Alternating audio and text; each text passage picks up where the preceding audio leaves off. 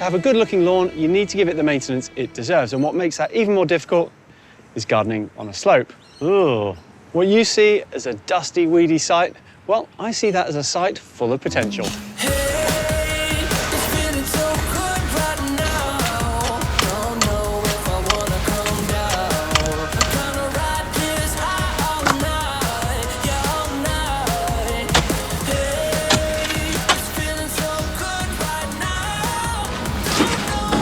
When it comes to utilising a sloping block like this, traditionally the easiest way to do it is with a treated pine sleeper retaining wall, but I want to do something that looks so much better than that. I'm going to use large sandstone boulders, and the sheer weight of them is going to hold the soil back, but it's going to give us a lovely natural look.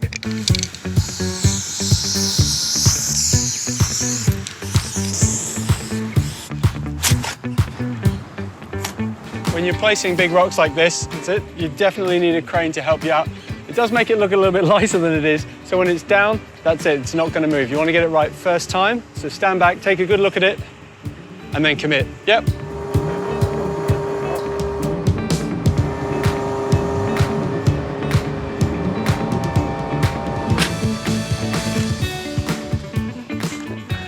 When you're building a traditional retaining wall, you want to put some drainage behind it. That way it gets the water out of the way and it doesn't fall over. But when you're using big boulders like this, it's not that necessary. We've got big gaps for water to escape. We're on a slope and the soil is basically pure sand. So I'm just going for a straight backfill. And when you're doing so, you want to cover quite a lot of the rock. That way it's going to add stability, but more importantly, make it look really natural.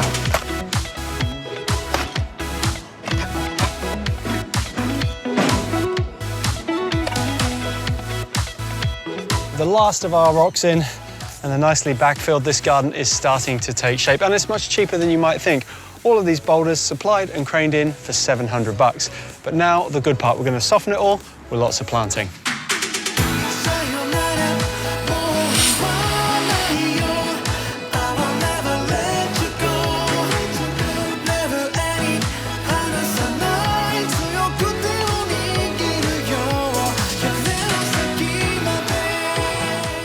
I'm placing my big trees first, and that's because we've got quite a tricky site as far as aspect goes. For 3 months of the year, we pretty much have shade, and then for the rest of the year, we've got full sun, particularly hot westerly sun from this side. So I'm dotting trees through the garden to allow me to have shady corridors for more tender plants like ferns. Now up here, I've got Bacchausia citriodora,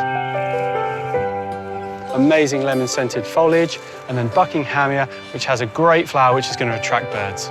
I know a dream is gone on waking, like a shadow to the right.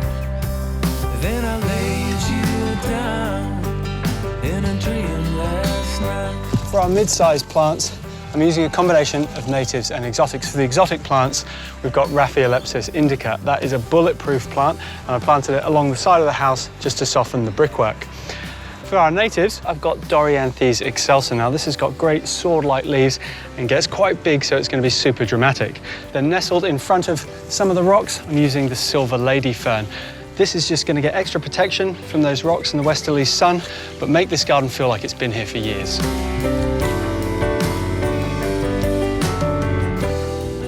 To really nestle our rocks into the landscape, I'm using some ground covers to spill over the edge and just hug up to them so they don't feel like they've been placed here. I've got a couple of natives. We've got native violets. Now these flowers are actually edible, and I'm going to place those around the bottom. And then at the top, this Herbertia gets a lovely yellow flower. It's going to sprawl all the way down the slope. It's going to look really nice. I dropped all my anger, dropped all my fear. Then I laid you down in a dream last night. Mulching this garden is really important. Firstly, because it's going to finish the whole thing off and make it look nice. But secondly, it's going to slow the water into the ground, which is really important on a sloping site.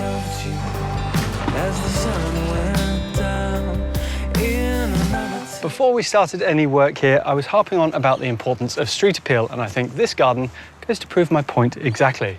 What was once a sad-looking lawn is now a lovely terrace garden, complete with feature boulders and complementary native planting scheme.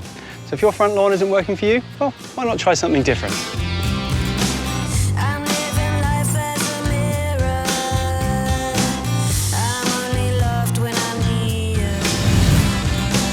And just because I dance to your lies doesn't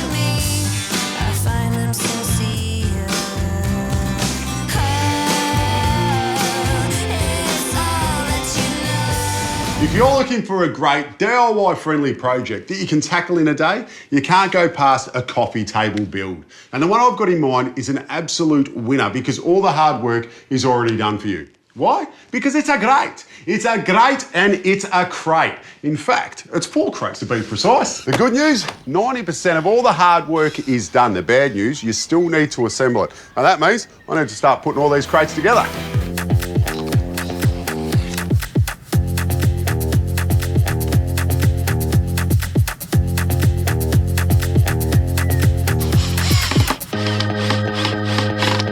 The way we're going to turn these crates into a crate coffee table is lay them on the side and make a big box. But you can see once I join these two together, we end up with a gap here. So the next step for me is to get a batten and fix it to the side. That way it gives us something to screw into.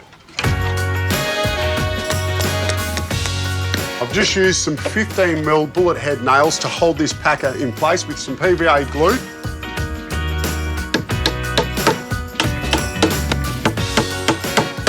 And now we can sit it where it goes. The void is filled in, which means I can come inside the box and screw it together.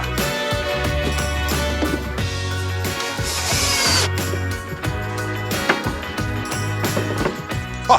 Look at that. It's like a game of Tetris. With our 4 crates screwed together, now we've got a big box with storage all the way around. I'm just going to be adding this plywood base to the underside. That way we can add casters. So this will become a movable crate coffee table.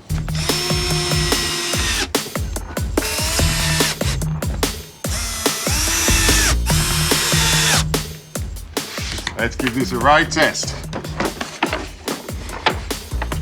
Ah, look at that. This is a really great coffee table. I love it. I told you it was going to be a simple build, and to finish it off, I'm just going to go over the whole lot with a clear polyurethane.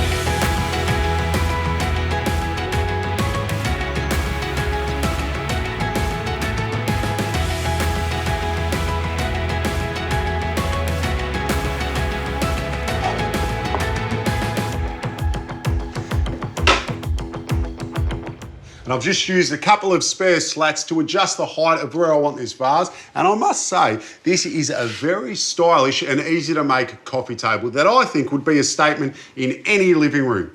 In fact, I'd go as far to say, this is a crate. That joke never gets old.